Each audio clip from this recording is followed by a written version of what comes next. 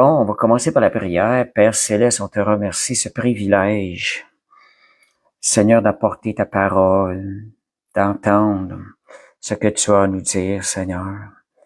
C'est tellement une grâce. Tu nous arrives tout le temps avec des messages nouveaux, Seigneur.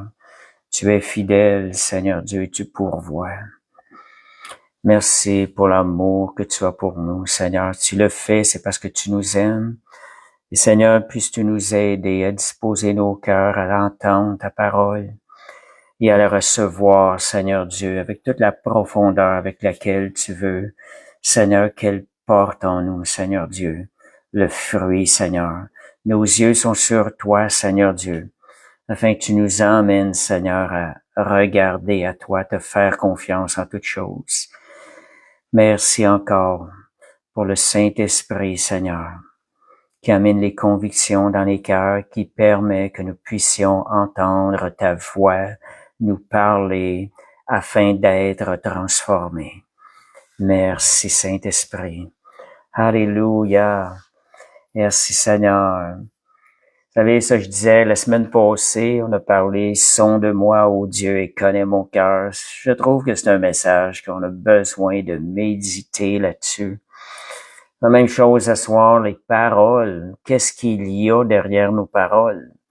On a besoin vraiment de s'arrêter, d'aller voir, d'apprendre à sonder, apprendre à s'arrêter dans la vie. Qu'est-ce qui me motive à laisser sortir ces paroles-là? La parole de Dieu est claire. Chaque parole qu'on va avoir relâchée va passer en jugement. Donc, c'est très important qu'on analyse ces choses-là. Et vous savez, les paroles vont nous révéler l'état de notre cœur en grande partie et ou, je dirais, les deux choses, elles vont aussi influencer notre cœur. La direction qu'on veut donner à notre cœur, on peut parfois utiliser nos paroles pour donner une direction à notre cœur, qu'elle soit bonne ou qu'elle soit mauvaise. C'est là l'importance de vraiment être à l'écoute de notre intérieur, ce qui se passe à l'intérieur, être à l'écoute du Saint-Esprit. Le Saint-Esprit, aide-moi à sonder mon cœur. Les paroles, ce sont quelque chose qui vont nous aider à évaluer ce qui se passe à l'intérieur de notre cœur. Vous savez, quand je prenais l'habitude, je pensais à tout ça, je vois tellement la fragilité du cœur humain. Le cœur de l'homme est fragile, c'est incroyable. Nous devons vraiment faire attention à la négligence de toujours entretenir cette relation-là d'amour avec le Seigneur.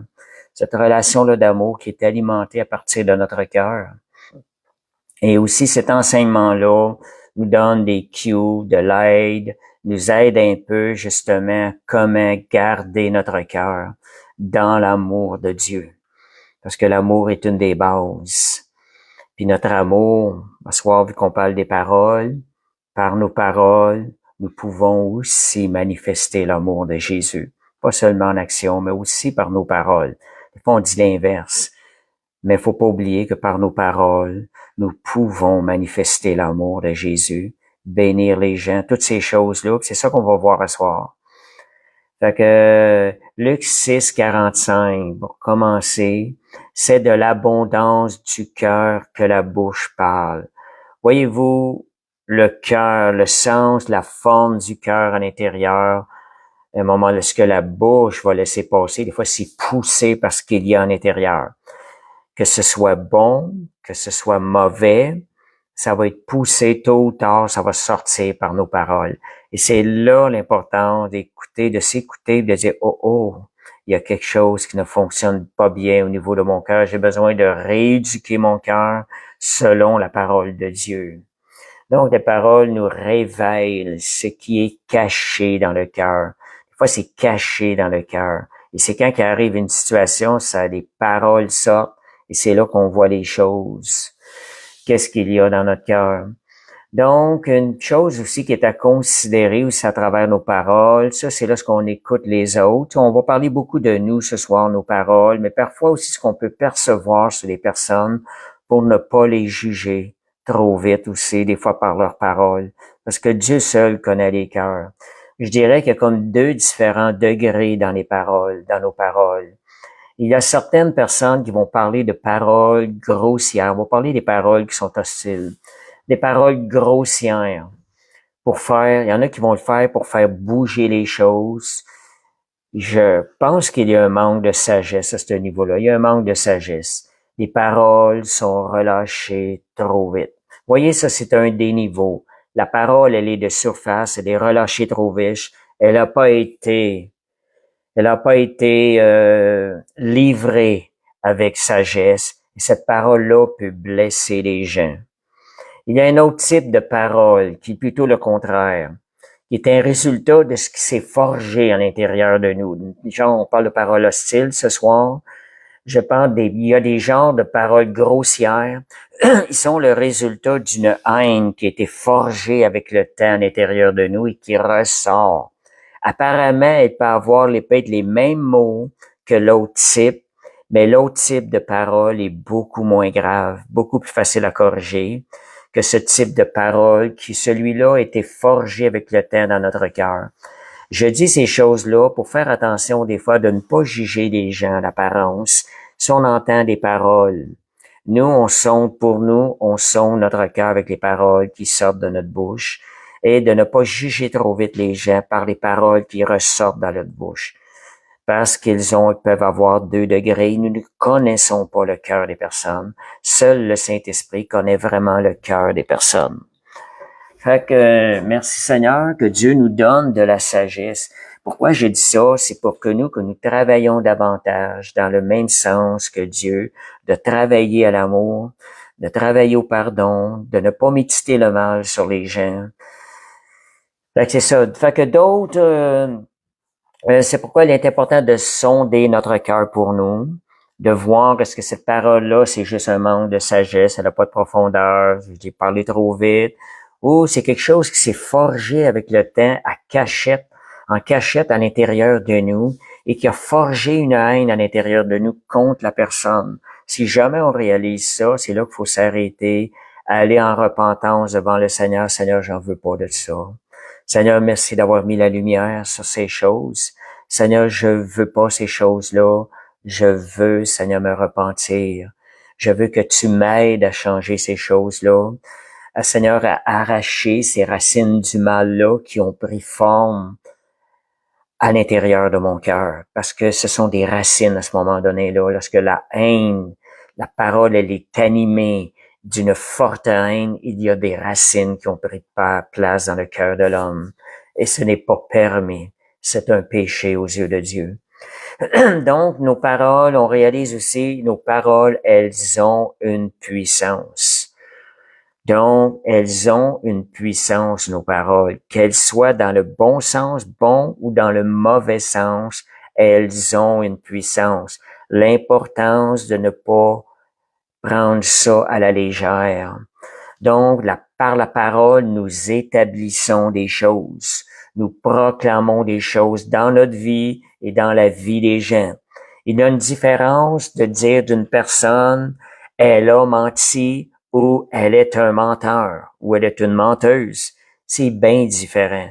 Si on dit qu'elle a menti, on lui a parlé d'une action. Si on dit qu'elle est un menteur, on est en train d'établir ce caractère-là. Nous sommes en train de prophétiser ce caractère-là dans le cœur de la personne. Ça donne une arme à l'ennemi d'aller travailler davantage sur cette personne-là par la parole que nous avons relâchée sur elle. Donc, c'est vraiment sonder nos paroles la soir qu'on voit. Nous amenons à l'existence des choses qui n'existent pas par nos paroles. Nos paroles, elles sont créatrices. Ça, c'est une vérité. Hein? Par nos paroles, nous prophétisons sur nos vies et la vie des autres. Donc, même nous, il faut se protéger parfois des paroles négatives reçues des gens. Seigneur, protège-moi de toute parole négative. Annule l'effet de toute parole négative qui a pu être relâchée sur moi, sur ma vie, spécialement par des autorités. Ça peut être nos parents ou des autorités qu'on travaille. Il faut surtout relâcher, briser, des fois se protéger parfois et briser le pouvoir de ces paroles. Seigneur, tu me gardes, tu me protèges par le sang de Jésus. Qu'aucune de ces paroles ne puisse m'atteindre et avoir un effet négatif sur ma vie.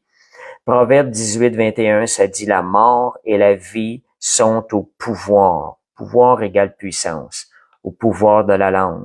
Quand je vous disais les paroles, elles ont une puissance. Ce verset-là est très court. très simple et très puissant.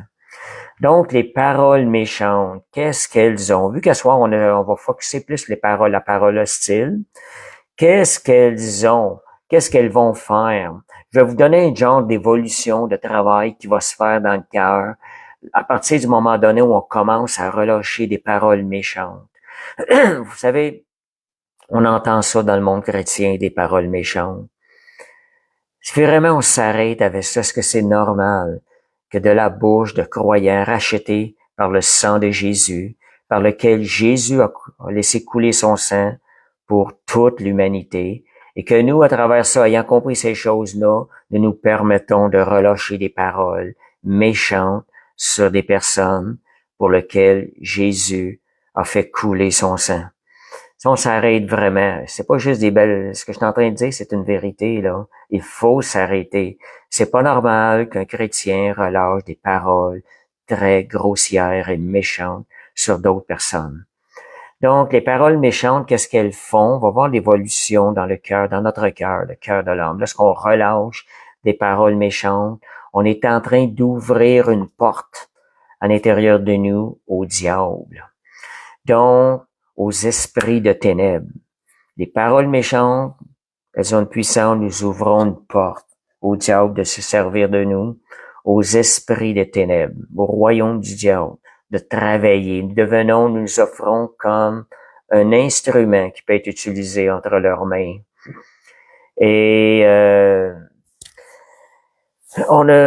c'est ça, nous leur donnons alors plus de puissance dans notre vie et contre nos vies. Le diable devient plus fort dans nos vies. Donc, notre ennemi devient plus fort contre nous. Donc, c'est là quand on réalise ça, c'est petit à petit. Dire des paroles méchantes sur quelqu'un, c'est un péché. La parole nous dit de pas traiter quelqu'un de raca. Ou lorsqu'on traite une personne de folle ou de quoi que ce soit qui est négatif, le Seigneur veut pas qu'on fasse ça. Et qu'est-ce qui arrive? Ce qui s'ensuit, là, ce que nous commençons, on va vous montrer l'évolution là, qui corrompt. Ce qui s'ensuit, à un moment donné, s'il n'y a pas de repentance, c'est là que ça commence à aller mal. On commence à justifier notre péché. Oh, ben regardez, là, tu sais, il mérite bien, j'ai raison, je dis la vérité. Là, c'est pas bon signe quand on commence à justifier un péché dans notre vie. Et le péché non confessé et non reconnu devant Dieu, qu'est-ce qui arrive? Il endurcit le cœur. La poutre devant notre œil s'installe. Vous connaissez le verset? Pourquoi cherches-tu la paille dans l'œil de ton frère quand tu y as une poutre dans le tien? Fait qu'il y a une poutre qui commence à s'installer par l'endurcissement de notre cœur. Nous devenons de plus en plus aveuglés de notre état actuel, le mauvais état. Nous devenons de plus en plus grossiers par nos paroles envers les autres et nous justifions ce geste. Se donner le droit d'être grossier dans nos paroles envers quelqu'un qui est grossier ne justifie pas notre péché devant Dieu. Nos paroles deviennent accusatrices et elles deviennent imprégnées de haine, prennent la forme envers là ou les personnes concernées. Nous commençons à ressentir un appel spécial de sentinelle de Dieu. Oh, ça devient fort en nous. La poutre grossit à ce moment donné-là. Nous ressentons une forte conviction, plus forte encore, entre parenthèses, dans la chair, de dénoncer le péché dans la vie des autres. Oh, la poutre, elle grossit encore dans notre œil. Qui est l'accusateur des frères? D'où vient ce désir d'accuser les frères? Où est l'origine? Nous commençons à ressembler un peu au diable. Nous commençons à prendre le caractère du diable. Et en d'autres mots, nous commençons à agir comme des fils du diable. Nous agissons avec un esprit anti-Christ ou anti-chrétien. Voyez, ça, c'est l'évolution de ce qui se passe dans notre cœur si on n'est pas en train de veiller et d'entretenir, de veiller, de sonder ce qui se passe sur nos paroles, d'utiliser ces paroles là, écoute, là, est-ce que je suis en train d'être aveuglé? Est-ce que je suis en train d'endurcir mon cœur? plus votre cœur va s'endurcir, moins vous allez entendre la voix de Dieu. Bien important. Seigneur, ne permets pas que mon cœur ne s'endurcisse. C'est bon de le dire au Seigneur, protège-moi, Seigneur, garde mon cœur. Connaissez la fragilité du cœur de l'homme. Et ce qui arrive dans l'autre sens, Éphésiens 4:30, ça dit, n'attristez pas le Saint-Esprit de Dieu, par lequel vous avez été scellés pour le jour de la rédemption. Dans l'autre sens, si on regarde au Saint-Esprit qui nous a été donné à l'intérieur de nous, qui est supposé veiller sur l'état de notre cœur et nous diriger dans les voies de Dieu, on est par nos choix. Nous avons toujours le choix de relâcher une parole méchante ou une parole qui va bénir. Mais par nos choix, nous sommes en train de attrister le Saint-Esprit. La lumière de Christ, elle diminue en nous et nous ne voyons plus notre péché. Nous ne recevons plus de révélation de Dieu sur notre état parce que le cœur s'est endurci. C'est vraiment très important. Nos sentiments charnels deviennent de plus en plus forts. Et puis, vous savez, on est trahi par nos sentiments charnels en pensant que, vu la force de ces sentiments, nous transposons ça comme étant une conviction du Saint-Esprit qui est plus grande, de reprendre les gens, de dénoncer le péché sur la vie des autres et de reprendre les gens de cette manière-là qui n'est pas la bonne manière, qui est motivée par le désir charnel à l'intérieur qui a pris de la force. Et ces gens vont penser là qu'ils sont sous l'influence du Saint-Esprit. Non, faut vraiment sonder. La parole ne nous appelle pas de passer notre temps à chercher à dénoncer le péché dans la vie des gens. Vous savez quelque chose, notre travail à l'intérieur de nous est assez grand à faire. On n'a pas de temps à perdre avec ça. C'est notre vie, nos décisions qui vont influencer les autres, qui vont les amener à voir leur péché et non pas chercher à dénoncer le péché comme on voit dans certains qui se disent croyants, inspirés par le Saint-Esprit, sentinelles de Dieu, ces genres de choses-là. Fait que sondons notre cœur pour pas en arriver là. Et 2 Corinthiens 5:10, il nous faut tous comparaître devant le tribunal de Christ, afin que chacun reçoive selon le bien ou le mal qu'il aura fait, étant dans son corps. Vous savez que par nos paroles, nous faisons du bien et nous faisons du mal. Nous allons à comparaître ces choses-là. Puis un verset plus précisément, qui est vraiment rattaché au titre de ce soir, c'est Matthieu 12, 36, 37. Car il nous faut tous comparaître devant le tribunal de Christ. Je vous le dis, au jour du jugement, les hommes, il va y avoir un jour de jugement. Les hommes rendront compte de toute parole vaine ou hostile qu'ils auront proférée. Car par tes paroles, tu seras justifié, et par tes paroles, tu seras condamné. Vous savez, même nos paroles peuvent emmener une condamnation sur nous. Nos paroles, elles ont des conséquences qui sont spirituelles. En d'autres mots, elles s'étendent sur l'éternité, des conséquences qui vont être éternelles. Et il est donc important de ne pas parler de façon inutile, si ce n'est pas pour bénir les personnes autour de nous. Donc, comment éviter l'endurcissement de notre cœur, l'aveuglement de l'état de notre cœur en fonction de nos paroles? Comment est-ce qu'on peut faire ça pour éviter ça? Dans quel autre sens? Là, on a vu un peu le mauvais sens, l'évolution dans le mauvais sens, comment est-ce que ça peut aller loin? Le fait de relâcher des paroles, ça amène l'aveuglement, on ne voit plus le péché et on devient des fils du diable. Comme on prend la nature des fils du diable. Je ne veux pas dire qu'on devient. On va dire on va prendre la nature des fils du diable. Donc, 1 Pierre 1, verset 3 et 9, et ça nous dit, ne rendez point le mal pour le mal. C'est quand même assez clair. Quelqu'un te fait du mal, ne rend pas le mal. Injure pour injure. Dans l'Ancien Testament, sous la loi, c'était ça. Dent pour dent, œil pour œil. Mais sous la loi de la grâce, la loi elle est plus profonde, elle est plus à la ressemblance du cœur de Dieu. Ne rendez point le mal pour le mal. Injure pour injure. Bénissez au contraire. Ça, c'est 1 Pierre 1, verset 3 à 9. Je me rendrai pas jusqu'au verset 9, là. Mais ça dit « Bénissez au contraire, afin, je mets 3 petits points, pourquoi? Afin d'hériter la bénédiction. » Vous savez, on va récolter toujours ce qu'on va semer. On sème par nos paroles. Si nous bénissons les personnes, si nous prions en bénissant les personnes, nous prions pour ces personnes-là. Je l'ai souvent remarqué. Dieu utilise ces personnes-là pour nous bénir en retour.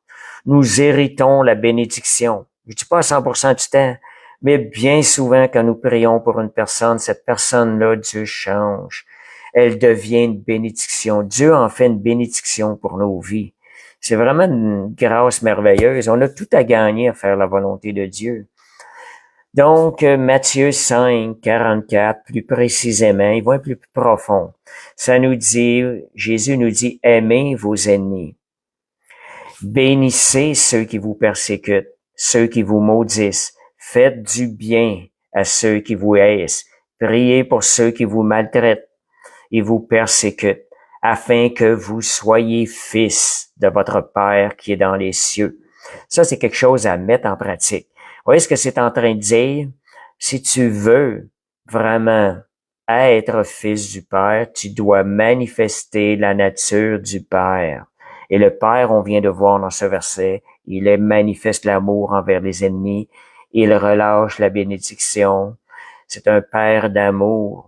Nous, étant fils du Père, nous, afin d'être reconnus fils du Père, devons manifester ce caractère-là. Et ça, c'est agréable à Dieu. Merci Seigneur. Donc, il y a quelqu'un qui a le remis verset, la lèvre affermie dure éternellement, mais la langue, j'ai mon trompeuse ne dure qu'un temps. Voyez, lorsqu'on relâche des paroles, des bonnes paroles de Dieu, ça a un impact qui est éternel dans notre vie. Merci Seigneur. Puis dans la vie des autres aussi. Fait que nous contribuons à faire avancer l'œuvre de Dieu dans la vie des autres en bénissant les autres autour de nous.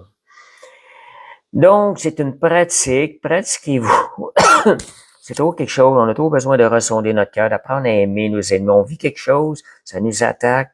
Seigneur, je me remets devant toi, aide-moi à aimer. Seigneur, je vais bénir cette personne-là. On commence par les paroles et le cœur va prendre la forme de nos paroles, va commencer à être capable de manifester l'amour envers les personnes. Mais la première pratique et la plus facile, c'est de commencer à le confesser par nos paroles, la bénédiction sur ces gens-là. Donc, si je dirais, nos paroles nous donnent une identité de fils de Dieu ou fils du diable. Notre réalité, notre vraie identité, c'est celle de Christ. Ne cachons pas cette identité. Ne laissons pas paraître une identité autre que celle de Christ.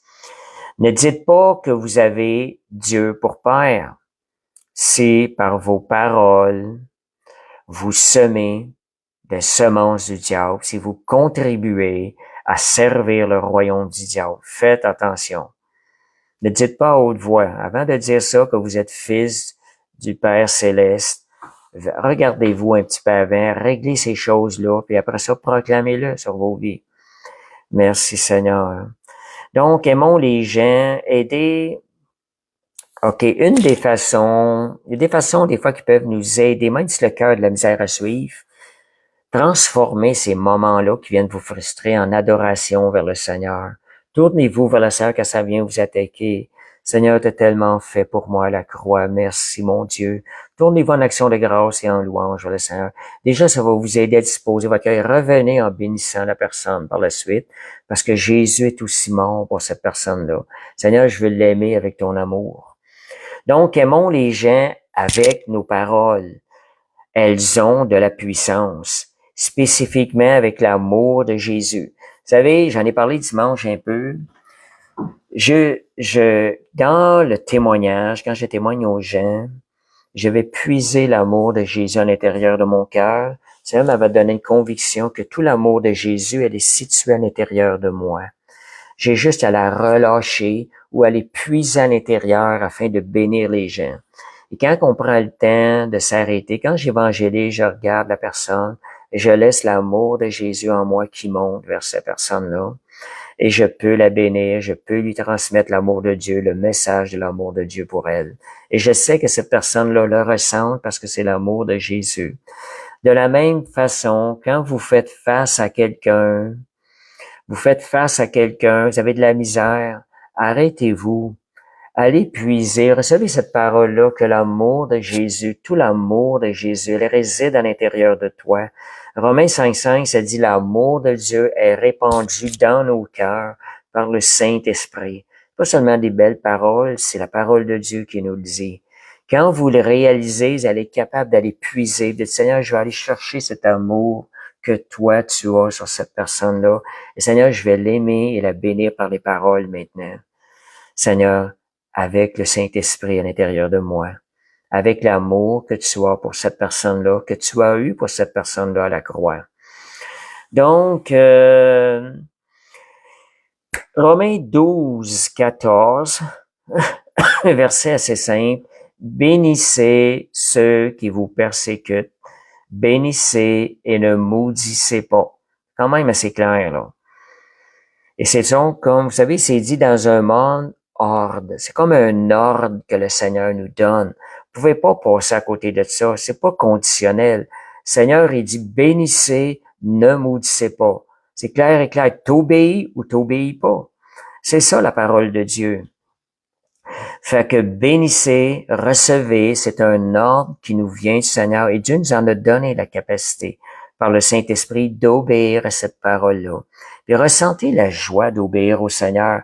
Essayez de ressentir comment le Saint-Esprit se réjouit quand vous obéissez à cette parole-là.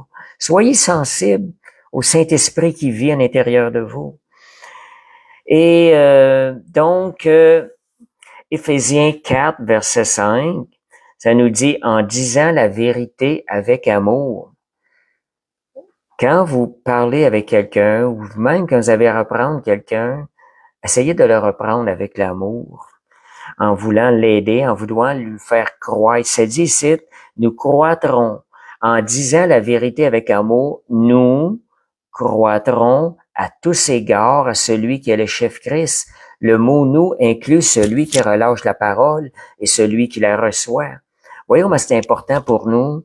Nous devons relâcher les paroles avec amour. Nous croissons à l'image de Jésus et nous emmenons l'autre personne à croître à l'image de Jésus de la même façon. On est en train de construire le royaume de Dieu en confessant des paroles de bénédiction sur les gens et non pas en les traitant de toutes sortes de noms, comme ce qu'on entend des fois de certains chrétiens, malheureusement. Tu sais, c'est déplorable. Donc, 1 Thessaloniciens 5:11, on nous parle de bénir, on nous parle d'aimer les gens avec nos paroles.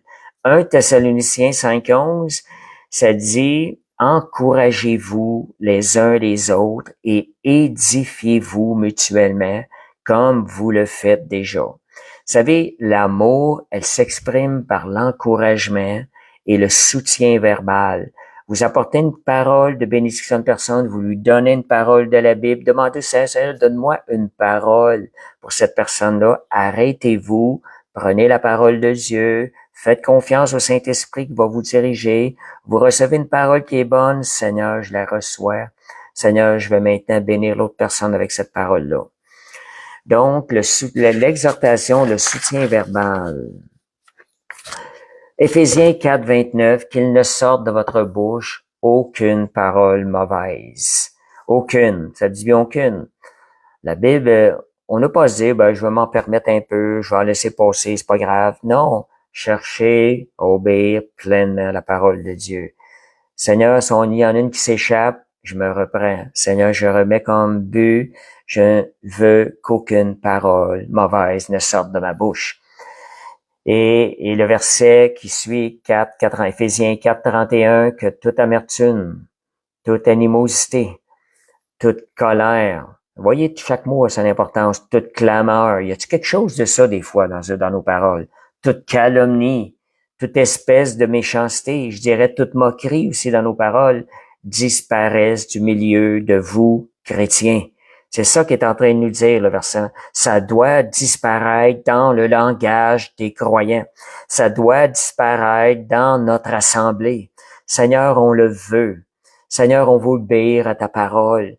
Recevons, aide-nous à recevoir ta parole telle qu'elle est écrite. Je ne veux rien de cela. C'est animosité, colère, clameur, calomnie, méchanceté, moquerie. Je refuse ça maintenant. Seigneur, je veux te suivre avec la force que tu vas me donner. Donc, Dieu nous appelle à nous débarrasser de toute parole négative qui peuvent blesser les autres, qui peuvent détruire les autres. Dieu veut construire son royaume dans ses enfants. Nous, nous devons pas marcher en l'encontre. Proverbe 12, 18, tel qui parle légèrement, comme un blesse, comme un glaive. Attention à nos paroles, soyons sages. Mais la langue des sages, elle va pousser vers la guérison. Elle va apporter la guérison dans le cœur des autres. Que c'est donc bon de recevoir une parole qui vient guérir notre cœur. Seigneur, merci. Mais nous sommes des instruments de Dieu pour faire l'œuvre de Dieu dans la vie des autres. Rends-nous disponibles. Obéissons à la parole de Dieu. Recevons, prenons l'aide du Saint-Esprit. Seigneur, je le fais avec l'amour qui est à l'intérieur de moi, l'amour de Jésus et l'aide du Saint-Esprit. Je veux contribuer à l'avancement de ton royaume ici-bas sur terre, dans la vie des gens autour de moi. Vous savez, j'ai relâché une parole cette semaine, j'ai publié. Les personnes épanouies élèvent les autres, elles ne les rabaissent pas. Arrêtez-vous un petit peu. Est-ce qu'on voit dans le monde chrétien, dans nos assemblées, des gens qui relâchent des paroles qui rabaissent les autres? C'est pas normal. C'est pas normal. Il faut, Seigneur, amène la conviction. Prions pour ça, que Dieu mette la conviction, la repentance dans les personnes, que la lumière se fasse, qu'elles réalisent qu'ils sont en train de détruire une personne dans laquelle Dieu veut construire son royaume. Que Dieu nous sensibilise à ces choses-là davantage. Ayez la pensée de construire le royaume de Dieu dans la vie des autres. Ce que Christ est venu, il est venu nous racheter pour que nous soyons des instruments à travers lesquels il va construire le royaume de Dieu. On va être utilisé pour construire le royaume de Dieu, pour manifester la gloire de Dieu dans le ciel et ici-bas sur terre. Nous sommes des serviteurs de Dieu, nous sommes des ambassadeurs. Donc, un autre point pour éviter l'endurcissement du cœur, parlons avec douceur et grâce. Arrêtons-nous et essayons de réaliser, Seigneur, je vais mettre de la douceur, plus de douceur dans mes paroles, plus d'attention vers la personne. Vous savez, on est facilement touché. Des fois, une parole dure, juste parce qu'elle est dure, notre cœur est blessé des fois. La manière que ça a été relâché. Soyons attentifs d'y mettre de la douceur un peu parce que en mettant de la douceur, on est en train de mettre de l'amour sur nos paroles. Et Colossiens 4, 6, ça dit que toute votre parole soit toujours accompagnée de grâce, assaisonnée de sel, afin que vous sachiez comment il faut répondre à quelqu'un. La douceur, quand nous devons corriger ou identifier quelqu'un, faisons-le avec sagesse, douceur, grâce. La douceur nous pousse à l'amour. Elle ouvre une voie que l'amour puisse passer. Ça, c'est ce que ça fait, la douceur. Apprenons à relâcher, à être dans cette douceur de Christ. Et Proverbe 15, 1, ça dit une parole douce, calme la fureur. Il arrive une situation où la panique pogne, les gens réagissent vite. Relâchons une parole douce. Ça va calmer la fureur, le stress. Mais une parole dure va exciter la colère. Elle va nourrir, entretenir la colère. Les paroles dures, elles provoquent des conflits, tandis que les paroles dures invitent la paix là où il y a un conflit. Donc, nous ouvrons la porte à ce que la paix revienne lorsqu'il y a un conflit par une parole douce. Certaines personnes ont plus de facilité que d'autres. Tu sais, on est différents comme personnalité, là. Faut comprendre ça aussi, là. Tu sais, il y en a qui vont être plus comme ça dans leurs émotions. D'autres vont être plus stables. Fait que chacun a leur force. Exerçons-nous à parler moins, un autre point. Exerçons-nous à parler moins, à parler peu, et ça, c'est être sage. On va voir quelques versets Donc, Proverbe 10, 19, Proverbe nous parle beaucoup de la sagesse dans les paroles. Hein.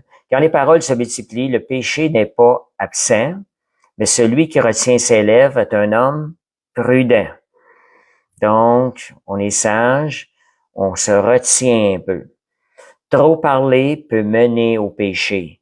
La prudence consiste à se taire au bon moment. Si on se rend compte, des fois, je l'ai expérimenté dernièrement, une conversation, pensant, à un moment donné, je m'en vais répondre quelque chose, quelqu'un sur Facebook, la personne, elle le prend mal, tout de suite, elle m'envoie un mot, là, vraiment méchant, là, une parole méchante. Oh, tout de suite, je retourne, clic, j'efface tout ça, le message. Aïe, aïe, j'efface ça. Regarde, moi, je veux pas embarquer dans des histoires de même. Et Seigneur, je dis, moi, je veux faire sortir les conflits rapidement. Évitez ça. Quand vous voyez que ça tourne dans le mauvais sens, sortez de là, rapidement. Effacez même ce qui peut emmener les choses, des conflits là-dessus. Là. Donc, deuxième point. Le sage parle peu et avec discernement. Proverbe 17, 27, 28. Celui qui retient ses paroles, il connaît la sagesse ou la science. Et celui qui a l'esprit calme est un homme intelligent. C'est sage, c'est intelligent de rester calme. Même le fou, quand il se tait, il va passer pour sage. Donc, celui qui ferme ses lèvres est un homme intelligent. Parfois, le silence est plus éloquent et intelligent que de nombreuses paroles. Moi, je me rappelle d'une entrevue, je pense à ça, là. J'étais allé d'une entrevue, ça faisait 2 ans que j'avais fini mes cours, 1 an et demi j'avais fini mes cours. Fait que j'avais révisé un peu mes affaires. Fait que quand j'étais arrivé dans l'entrevue, je parlais peu. Je parlais peu. Et ce qui est arrivé, parce que, tu sais, il y avait un autre qui avait été mis dans la, il avait passé une entrevue. L'autre, là, quand j'ai rencontré mon boss plus tard, il m'a parlé de l'autre gars. L'autre, il parlait beaucoup, beaucoup, beaucoup. Tu sais, puis je pense qu'on était deux. Il parlait beaucoup, beaucoup. Moi, j'ai tendance à écouter plus, à parler moins. Tu sais, je parle pas beaucoup. Le boss me dit ce qui est arrivé. On avait 3 mois de stage. Après 2 semaines, il a mis l'autre gars dehors. C'est moi qui étais carné. Et là, il m'a expliqué ça. Il dit, toi, tu parlais quasiment pas. Mais il dit, je voyais que, tu sais, il voyait plus de sagesse à ne pas parler qu'à trop parler. Les gens, des fois, veulent étaler leur sagesse, leur connaissance. Bien souvent, ce n'est pas bon de faire ces choses-là. Donc, il est plus sage, des fois, de parler moins. Donc, j'ai publié quelque chose ce soir aussi que j'avais publié en 2021. Ça m'avait tellement frappé, ça. C'était argumenter. On fait face à ça aujourd'hui beaucoup, là, entre croyants. Il y a de l'opposition farouche entre les croyants. Argumenter avec une personne insensée ne fait que prouver qu'il y a 2 insensés dans la discussion. Hey, c'est sage, là, cette parole-là. Moi, ça m'a tellement frappé. Je la répète, là, ça va à peine de réfléchir.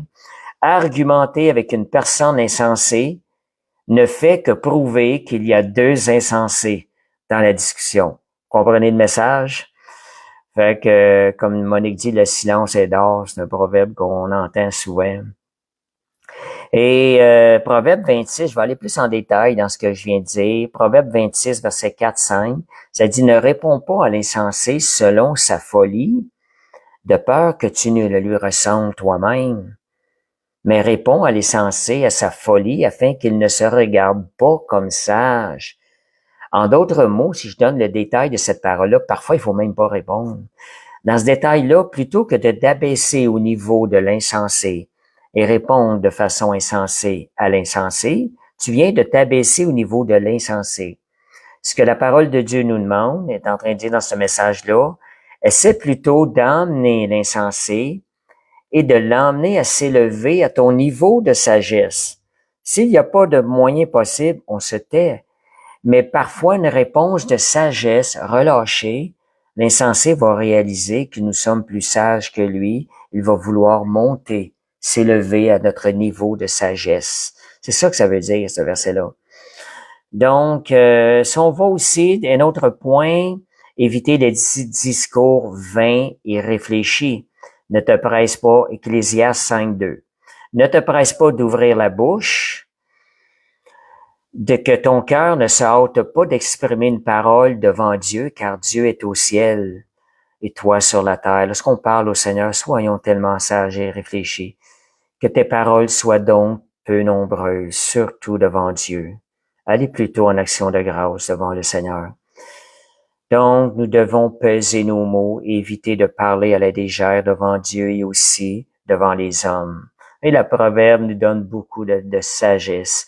Le silence est une marque de sagesse. Vous allez paraître plus sage à ne rien dire bien souvent. On l'a vu tantôt dans des versets, qu'à parler trop. Quand l'insensé ne reçoit pas vos paroles, arrêtez tout de suite. Il n'entend rien, tout simplement. Il ne les entend pas. Jacques 1,19 dit que tout homme soit prompt à écouter. Ayez une tendance plus à écouter, lent à parler et à se mettre en colère. Soyons lents. Donc, il est plus sage d'écouter que de parler précipitamment. Quand ça bouille à l'intérieur de vous, retenez. Retenez-vous un certain temps. Ne laissez pas ces choses. Il y en a qui disent compter jusqu'à 3, il y en a qui vont dire compter jusqu'à 7. À ce moment-là, ça a le temps de baisser un peu. C'est des genres de petits trucs qui nous aident. Proverbe 13, on va finir bientôt. Proverbe 13:3, celui qui veille sur sa bouche, on veille, on met une garde, et il garde son âme. Celui qui ouvre de grandes lèvres, il va courir à sa perte. Tôt ou tard, ça va lui retomber contre lui. Parler trop peut causer des problèmes, tandis que la retenue, elle va nous protéger, elle va protéger notre âme. Donc, dernière recommandation, sortir des discussions folles avant qu'elles fassent naître des querelles. Quand vous sentez que vous êtes dans une discussion qui prend le mauvais côté, qui tend vers la querelle, arrêtez tout maintenant. Ne donnez pas d'explication ni de justification pourquoi vous arrêtez. Arrêtez tout simplement, je n'ai plus rien à dire. Et 2 Timothée 2,23 nous dit, repousse les discussions folles et inutiles, sachant qu'elles font naître des querelles. Fait que vous voyez à ce soir le verset, ce que nous a dit, de nous sensibiliser davantage, que notre cœur ne s'endurcisse pas avec des paroles hostiles, des paroles qui ne sont sages, des paroles qui vont emmener la querelle dans des discussions. Soyons plutôt sages, parce qu'on va avoir un jour, au jour du jugement, à rendre compte de toute parole qui a nourri l'intention du diable. Fait que soyons sages, bénissons. Aujourd'hui, nous avons la capacité de contribuer, de faire avancer le royaume de Dieu avec nos paroles, de faire du bien autour de nous. Relâchons des paroles de vie. La parole de Dieu. Prenez des paroles bibliques. Passez votre journée à relâcher des paroles bibliques. Bénissez même des personnes. Vous sentez que l'ennemi veut vous attaquer avec des pensées sur une personne. Prenez la parole de Dieu. Bénissez la personne. Réalisez que c'est l'amour de Jésus à l'intérieur de vous qui passe et qui a fait cette action à l'intérieur de vous. Et cela transforme votre cœur. Fait que merci Seigneur, ce privilège. Seigneur, on ne veut pas oublier. Je vais terminer par la prière. Seigneur, on ne veut pas oublier, Seigneur Dieu, ce que tu nous enseignes, ce que tu parles à notre cœur. Seigneur, nous voulons entretenir tes paroles, cet enseignement par lequel tu veux qu'on entretienne notre cœur. Tu veux nous garder du mal. Tu veux tellement que la croissance de ton royaume soit évidente à l'intérieur de nous. Seigneur, garde nos cœurs ouverts à ce que ton Saint-Esprit continue de faire grandir le royaume de Dieu à l'intérieur de nous. Et Seigneur, que tu gardes nos cœurs disposés à l'obéissance de Christ. On te remercie pour cet enseignement, cette garde, cet appel, Seigneur, à revenir à toi, à obéir à ta parole. Merci, Jésus. Merci, Seigneur. Merci pour votre présence. Et je vous encourage à partager ce lien aussi par la suite. Je vais juste faire quelques annonces pour commencer. On a l'intercession, c'est maintenant à 19h l'intercession, les mardis. Et les mercredis, le live à 20h. Les vendredis, café biblique à 19h30. Quelquefois l'évangélisation le samedi. Disons qu'en l'hiver, on a un petit peu de misère à s'organiser. Mais on a quand même aussi le dimanche qui est l'assemblée à 2h. Pour les visiteurs, vous êtes les bienvenus. On va vous accueillir avec l'amour de Jésus et les bras de Jésus. Fait que merci Seigneur. Fait que je vous souhaite une parfaite semaine. Profitez-en. Bénissez les gens avec des paroles comme ça. Vous savez, relâchez la personne. Parfaite journée dans le nom de Jésus. Dites ça des étrangers. Moi, vous dites quelque chose, ça va ouvrir des portes assez grandes pour témoigner des personnes. Vous êtes en train de les bénir au-delà de ce que les autres sont habitués de recevoir. Et ça, c'est une façon de les bénir.